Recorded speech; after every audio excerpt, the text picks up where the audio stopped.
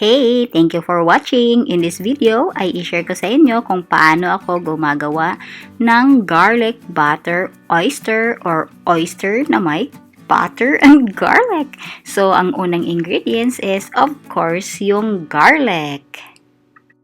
Roughly chop lang yung garlic, katulad ng ginagawa ko dyan.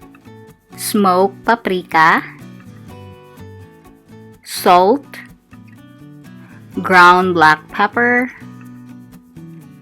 butter, ang oyster, yung brand ang gamit ko at yung nasa glass na or container ang binili ko kasi hindi ako marunong magbukas ng oyster shells. So, ang unang gawin sa oyster is i-rinse natin ng mabuti.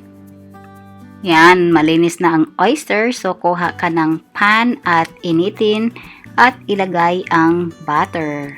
At hayaang matunaw ang butter. Kapag mainit na yung butter, igisa na yung garlic. Mga 1 minute or 2 lang or hanggang sa maamoy nyo na yung garlic. So, gisa-gisa.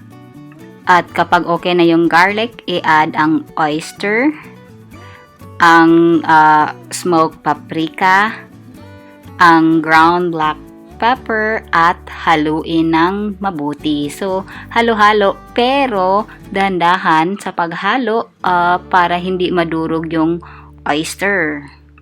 Niluluto ko ito ng mga 5 to 8 minutes. Pero kapag nakita nyo naman na luto na yung oyster, pwede nang patayin yung apoy.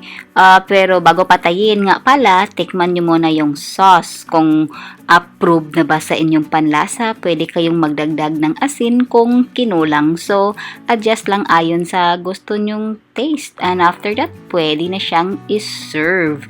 Magandang appetizer ito at saka pwede nyo ding i-dip yung bread, sliced bread, French bread, i-dip nyo sa sauce kasi masarap na pang appetizer.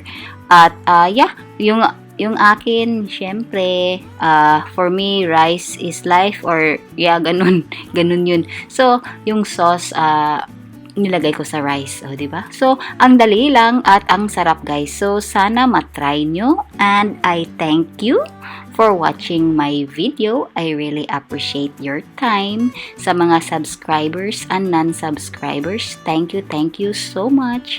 See you again, guys. Bye!